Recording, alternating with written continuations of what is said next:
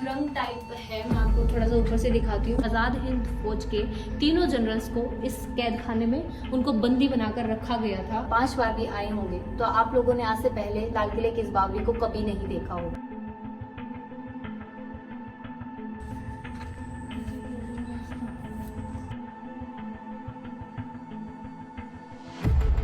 में एक बड़ा सा व्हील लगाया जाता था जिसके जरिए ये पानी फेच किया जाता था इस कुएं के अंदर से नीचे से। इस बात का कहीं भी रिटर्न डॉक्यूमेंट में जिक्र नहीं किया गया है कि आखिरकार ये कब्र वजूद में कब है। नीचे यहाँ पर स्टेयर्स है नीचे की तरफ और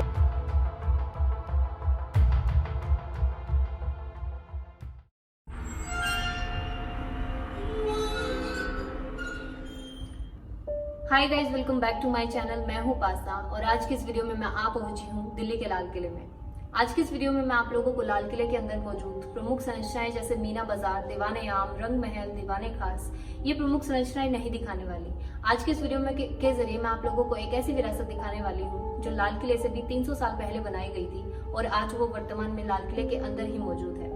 जी हाँ, इस विरासत का नाम है लाल किले की बावली। मैं आप लोगों को यह बात दावे के साथ कह सकती हूँ कि अगर आप लोग लाल किले के अंदर 3 बार, 4 बार या 5 बार भी आए होंगे तो आप लोगों ने आज से पहले लाल किले की इस बावली को कभी नहीं देखा होगा। तो आज की इस वीडियो के जरिए मैं आप लोगों को दिखाऊंगी लाल किले की बावली, कैसा था इसका इतिहास और देखने में ये बावली आज वर्तमान में कैसी दिखती है, वो सब कुछ मैं आज की इस वीडियो के जरिए कवर करने वाली हूँ। तो मेरी वीडियो को एंड तक जरूर देखना। तो चलो आज की वीडियो को शुरू करते हैं।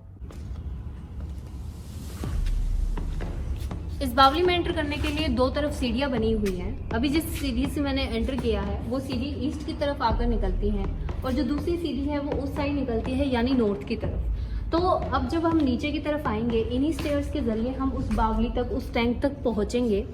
मैंने आप लोगों को अपनी प्रीवियस वीडियो में बताया था कि बावली क्या होती है। बावली होती है एक सीढ़ी नुमा कुआं। तो ठीक उसी तरीके से इसमें कुछ सीढ़ियां बनी होती हैं। सीढ़ियों से नीचे उतरकर हम इसके टैंक की तरफ जाते हैं और जो बावली के अंदर पानी होता है उसका इस्तेमाल, मतलब आज के टाइम में तो इनका यूज़ नहीं है क्योंकि इनमें पानी का भराव नहीं हो पाता है। पहले के टाइम में इन बावलियों का इस्तेमाल अपने पानी की पूर्ति के लिए किया जाता था।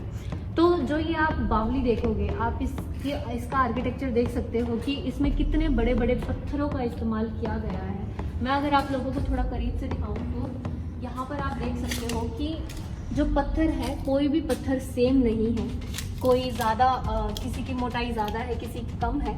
तो ये जो पत्थर है, ये पत्थर इसका आर्किटेक्चर बहुत ही यूनिक है और जो इसकी कारीगरी की गई है वो बहुत ही फाइन तरीके से की गई है। अब जब हम थोड़ा सा नीचे की ओर बढ़ेंगे तो आपको सामने की तरफ ये जो स्टेयर्स हैं आपको दिखाई दे रहा है कि ये टैंक की ओर जाकर निकल रही हैं। लेकिन उससे पहले यहाँ पर बावली में 2 प्लेटफॉर्म बनाए गए हैं, एक लेफ्ट कॉर्नर में और एक राइट कॉर्नर में। इन कॉर्नर्स के, इन प्लेटफॉर्म्स के ऊपर 3 आर्चेस बनाए गए हैं जिनसे इस कमरे के अंदर एंटर किया जाता है। मैं आप लोगों को एक बार कमरे का व्यू दिखाती हूँ थोड़ा सा। तो एंटर करने पर इस आर्च, हमने पहली आर्च से एंटर किया और यहाँ पर ये पूरा रूम है। ऊपर से आप इसका स्ट्रक्चर देख सकते हैं। ये जो रूम है ये बिल्कुल प्लेन है, इस पर कोई भी मेसनरी नहीं की गई है।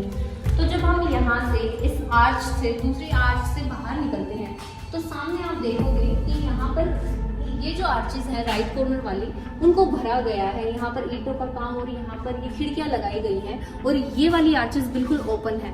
तो मैं आप लोगों को इस चीज़ से जुड़ा हुआ एक फैक्ट बताना यहाँ पर चाहूँगी कि जब हमारा इंडिया ब्रिटिशों का गुलाम था तो उस टाइम पर लाल किले में ब्रिटिश आर्मी रहा करती थी और ब्रिटिश आर्मी ने ये जो एरिया है, ये जो आर्चेस है, इनको कवर करवाकर इसको कैद खाना बनाया था और हमारे आज़ाद हिंद फौज के तीनों जनरल्स को इस कैद खाने में उनको बंदी बनाकर रखा गया था। और उस टाइम किसी को भी इस बात की खबर नहीं थी कि हमारे जो तीनों जनरल हैं हमारे सेना के, वो कहाँ पर है।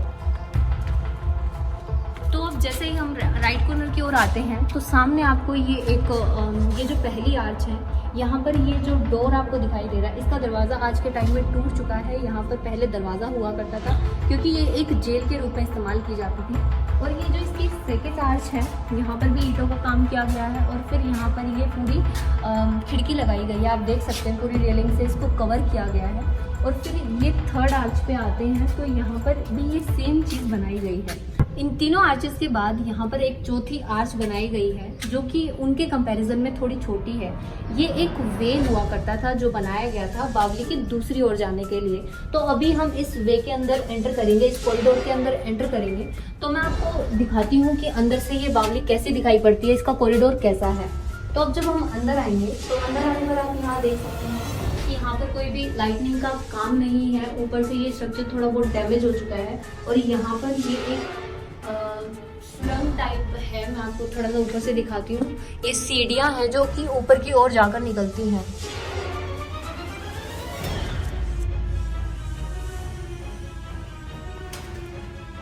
तो इसके अंदर जाना तो मेरा पॉसिबल नहीं है क्योंकि ये प्रॉपर सुरंग है और टूटी हुई है, खतरा भी है अंदर जाने में। यहाँ पर जब अंदर एंटर करेंगे तो आप ये जो कॉरिडोर आपको दिखाई दे रहा है, इस कॉरिडोर के जरिए हम दूसरी ओर एंटर करेंगे इस बावली के। ये जो कॉरिडोर है ये पहले तुगलक टाइम में नहीं बनाया गया था, लोधी के काल में नहीं बनाया गया था। ये बनाया गया है अंग्रेजों के द्वारा। और इस प्लेटफॉर्म के जरिए आप नीचे की तरफ देख सकते हैं। एक तरफ तो इस बावली के एक तरफ जब हम देखेंगे तो यहाँ पर ये बावली का टैंक है। आपको मैं पूरा टैंक दिखाती हूँ। यहाँ पर ये पूरा टैंक है जो कि बहुत ही गंदा, इसमें पानी इकट्ठा हो रखा है। और इस कॉरिडोर के एक साइड यहाँ पर कुआं है।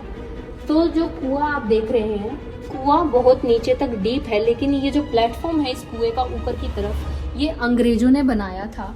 और ये जो पाइप्स आपको दिखाई दे रहे हैं ये भी अंग्रेजों के टाइम के ही हैं, क्योंकि ये प्लेटफॉर्म थोड़ा कमज़ोर पड़ गया था। तो इसको सपोर्ट देने के लिए अंग्रेजों ने यहाँ पर पाइप्स लगाए थे। और इस कॉरिडोर के जरिए अब हम आगे बढ़ेंगे।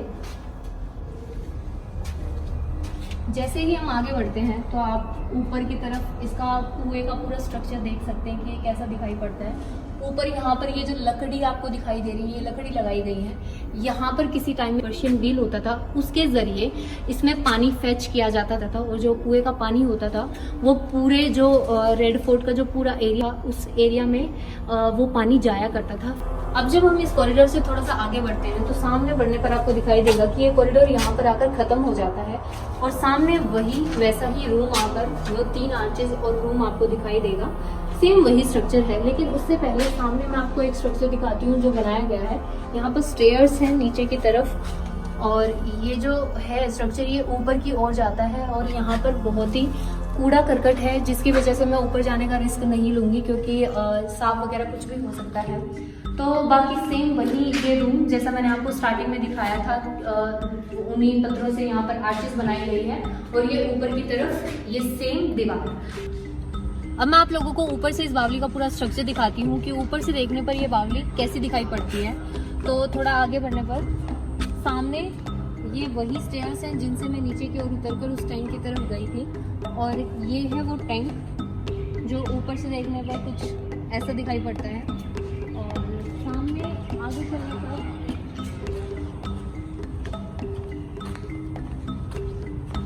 जैसा कि मैंने आप लोगों को स्टार्टिंग में बताया था कि इस बावली में 2 तरफ से सीढ़ियाँ निकलती हैं। तो एक उस साइड वाली जो मैंने अभी पीछे आपको दिखाई और दूसरी ये स्टेयर्स हैं जो नीचे की ओर आती हैं।